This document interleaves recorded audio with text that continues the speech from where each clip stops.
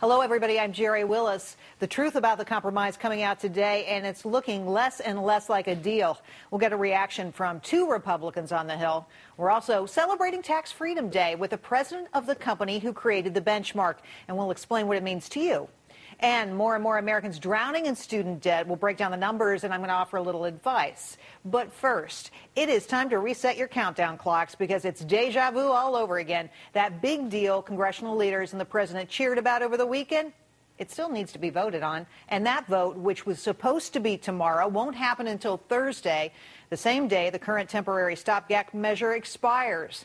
On top of all that uncertainty and confusion, the actual details of the budget deal are only just coming out, and some of those cuts, well, they're not cuts at all. Joining me now to sort it all out is Republican Congressman Louie Gohmert from Texas. Congressman, welcome. Great to have you here. Always good to talk to you, Gerri. All right, so, you heard me just a moment ago talking about how some of these cuts, let me show our viewers. Let's just drill down here for a second into these accounting gimmicks. $6.2 billion unspent census dollars, $3.5 billion unused child health care, $2.5 billion unspent highway funds. How do you react to this? This is nonsense, isn't it? Well, it's already a little bit awkward when our leadership asked us in September, knowing that we wouldn't have a full year if we got the majority, but asking us to pledge that we will cut at least $100 billion in the first year we're in the majority.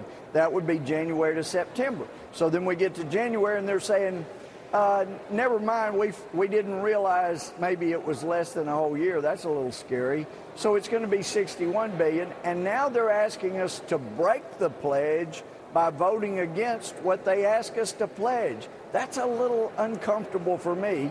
And there are gimmicks. $5 billion of that was a gimmick just that they were able to take because they put a cap on victim reimbursement funds so they could claim the whole funds. It's a ridiculous idea. The $10 billion that was supposed to be for earmarks that we're not going to have, that was already done. $10 billion was already done. You get down to it, it wasn't 100, it wasn't 61, it wasn't 39. Who knows how it's not 38, low it might be go. half. I mean, do they think we're that stupid that we're not going to pick up on the fact that, it's smoke and mirrors out there? Well, I'm not sure. We had a bill 2 weeks ago that said if the Senate didn't enact the law, it was hereby enacted into law. So I'm not sure, but there are games being played. But one of the things that really irritated me so much was that our military, we've known that they were not going to get paid unless we passed a bill to ensure they were paid in a shutdown. And yet both leaderships in both parties allowed them to stay out there as pawns on the table. They needed to be paid, that we should have passed the bill. And all this weekend, I've been getting emails and calls from other members saying, Louie, you were right. We need to get them off the table. Let's get your bill done this week. It's an embarrassment. Okay, I have to ask you, though, about this budget, the thing we're talking about here today. Are you going to vote for it? Well, I haven't found anything that indicates I'll change my vote from Friday night when I was one of the few that voted no against that temporary CR because we had not been properly advised as to what was coming, and what we were told did not do what it should have done. So I just see more of the same, Gerri. It's not good. Well, Congressman, it looks to me like a lot of people are jumping ship. Republicans and even Democrats who thought they might vote for this in the House. Now it's beginning to look like... more and more joining me in the water. Steve King, Michelle Bachmann, and I have been treading water here hoping that we'll be able to get a big boat come up and maybe an ark.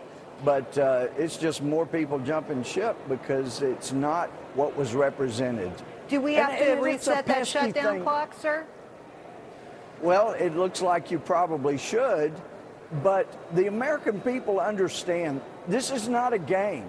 When a country goes broke like the Soviet Union did, people get hurt.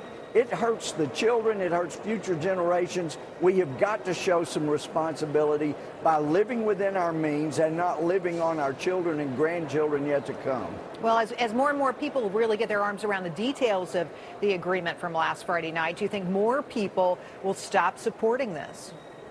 Well, I would imagine so.